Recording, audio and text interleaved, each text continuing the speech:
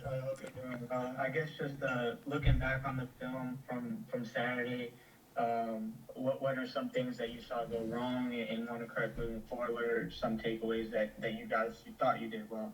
Yeah, First thing we addressed this morning was our tackling. We didn't think we tackled very well at all, especially out in space, but also in the box. We had, as we tracked it, 16 missed tackles for 150 yards of offense after the initial missed tackle. There might have been multiple missed tackles within a play, but the first missed tackle, and that includes face mask. We thought down there when we had him backed up. We include that in those yardage as well. So, that's the first thing we got to work on fixing. We spent a lot of time in our meetings this morning, and, we're going to spend a lot of time on tomorrow in practice. Especially Tuesday being a big contact day for us. We got to get out and we got to work better in space and how we're closing distance, how we're creating the footwork that we need to be better at. We talk about in our tackling. Missed tackles usually happen because of space, leverage, and tracking issues, footwork issues. As you come to the contact, how you punch and use your arms, and then if usually if poor footwork, if your head and your eyes drop, you can't hit what you can't see. So when we watch those as a unit this morning, we're going to fix those things. That's the first thing that we got to do a better job with. Then I think things, our guys continue to show up, they continue to fight, and we challenge them even today. They can't let those circumstances dictate any type of behavior out of them, right? Their body language and who we are, we got to always work to be at our best, no matter whether it's the first play or 90th play of the game. We always got to be, again, our DNA, right? The takeaways, tackling, and effort. That's got to show up again, whether it's play 1 or play 90. It doesn't matter. We're not going to let those circumstances dictate our behavior and how we play and how we fight and how we strain and how we compete. So, keep challenging those guys to step up, stand up, and then, getting the leaders in each position room to do the same. Matt and Jim. Hey, Coach. There towards the end of the game, you guys got Caden Turner, Isaiah Jones, Vincent Snead in the game. I know not ideal because where the game was at that point, Yep. But for these guys, it's an opportunity, it's a chance. They get to see what the speed of college football is like. What did you guys see from them in that limited, those limited snaps? And how much would you like to maybe hopefully get them some more snaps in these last 3 games of the season? That's certainly the beauty of what college football has done for us now with how they have allowed that 4-game red shirt for those guys. Just exactly, you're exactly right. Just, hey, the speed of the game and, the physical speed of the game, but also in the mental speed of the game, right? Or these calls, these checks, and, you're playing your base stuff at that point, what those guys are going to know best and be able to go execute the best. But still, there's, within even our base system, right? Different formations have different checks, different adjustments. So for those guys to have to go out and actually work at executing in the game, like you said. But then, you did see guys flying around. You saw Vincent Snead leaving his feet and making plays. You saw, Philip Dunham's another young guy we keep talking about, but he showed up, put his face in there, and, so that, it's just good for those guys. Even if it's for 4 plays today, Isaiah, that's what Isaiah Jones had, 4 plays, to be able to sit down and watch those 4 plays. He came downhill on one of them, put his face on a guy. Hey, it's great, big, offensive lineman for Penn State, and it's our backup guy too. But hey, see him come down and strike a guy and play with some physicality. Hey, this is what it's like, So to be able to take those little things and build off of them are certainly, positives for every guy at every level of our defense to get a couple reps of that. I think a guy like Andrew Turvey to be able to get in there and go play, and it was an emotional week for Andrew, his business, not ours, but to be able to go play in a game, meant something to him. So positive to be able to see a little bit of reward for some of those guys that don't always get that Saturday reward. Their rewards are Tuesday to Friday. Jim Mason. Hey, Coach, the defense obviously was a staple of this team's success the last few years, and there's been a fall off. Looking at the numbers from this past Saturday, Indiana made 91 tackles, Penn State with 56. But the thing that stood out to me is of the 91 for Indiana, only 3 were tackles for loss, and Penn State had 5 times that, half as many tackles. Have you been able to pinpoint why you guys aren't getting more pressure, getting to the ball, or just succeeding more on putting pressure on? No, it's actually, we were in position to make some TFLs.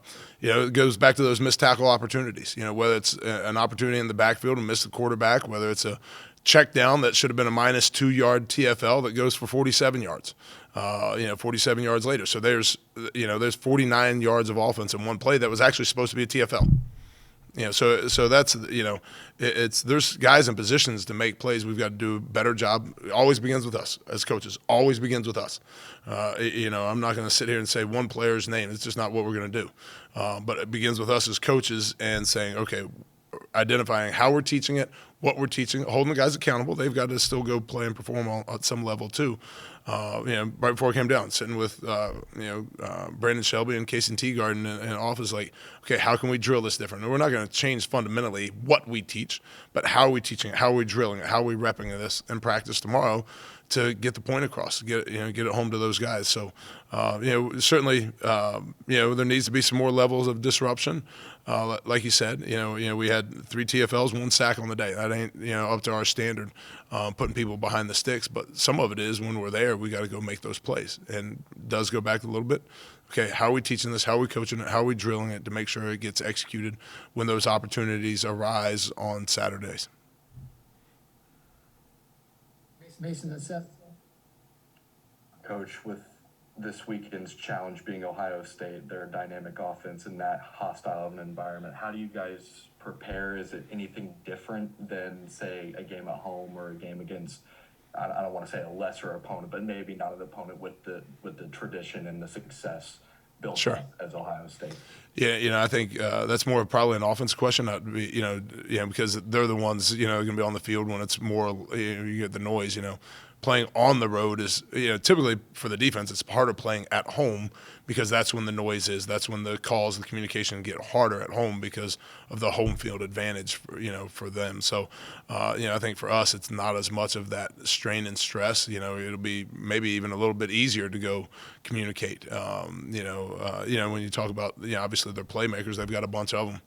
They got a bunch of them, at every layer of their offense. From even on their offensive line, you look at the type of players they have up front. Quarterback is an outstanding player, and deserves every bit of accolade and credit that he's getting. You look at the receiver room. We said we really thought a lot of Maryland's receiver room, but that they're probably as deep as anybody other than. We said Ohio State, that room is as deep as probably anybody in college football, and the running backs are extremely talented, and they play a lot of tight ends and use their tight ends in a lot of different ways. So, they've got playmakers, at every layer and level of their offense. But, for our guys, we got to just focus on us at this point. What are the things we've got to do from a schematic standpoint? What are the things we've got to do from a fundamental standpoint? And you're gonna have to look at who's getting the ball, how are they delivering the ball, where are they getting those guys the ball in space, because they love to get those playmakers the ball out in space. But we still have to just fundamentally and from a technique and standpoint put ourselves in the right position to go play and then go shoot your shots. That's one thing you don't want to do with these guys is make yourself hesitant and sit and be on your heels. If you do that, they're really going to give you problems, right? You got to go be aggressive. You got to go attack, and like I said, go shoot your shots. Leave no bullets in the chambers. Seth. Forgive me if this is something you've been asked or in like an earlier week, and I know I'm not asking you to say anything bad about the offense, obviously, but when the offense when I use offense is having as much trouble staying on the field as they did this past week and the last few weeks, and it's putting your defense back out on the field so often. How tough is that on your defense? And obviously that's not something you can control. So I guess how do you combat it? We got to get stops when we have opportunities. Jimmy had a great day punting the ball, and we started drives on the -2 yard line that went and finished at the +45. We had a drive that started at the -15 and went for a touchdown. We have a drive that started at the -4 yard line and went for a touchdown. We had a couple other drives started at -6 and finished at the -26, and one that started at the -2, finished at the -8. So, my answer to you is we got to get off the field. Okay, if our offense is, get into some 3 and outs, why aren't we getting 3 and outs? You don't want to be on the field that much? Get off the field. It's not, that's on us at the end of the day. So I'm not going to put anything on our offense. Staying on the field. Well, we should get off the field then too. So we want to play less plays and we want to have more success. Don't give them a 96-yard drive for a touchdown when they start. Jimmy did a great job punting the ball and getting it inside the 5-yard line. And we control 2/3 of that because a lot of our guys on defense are on the special teams too. So when you look at the special teams situation, and you look at playing on defense, that's on us. That's the way this team works, right? You want to help our offense out. They start the drive on the -4-yard line, get a 3 and out, give the ball to our offense at the 50-yard line. Odds of scoring points go way up when you start at the 50 rather than hey, we start one at the -2 and we make them punt at the +45. So then where did our offense just start? Probably on the -2-yard line.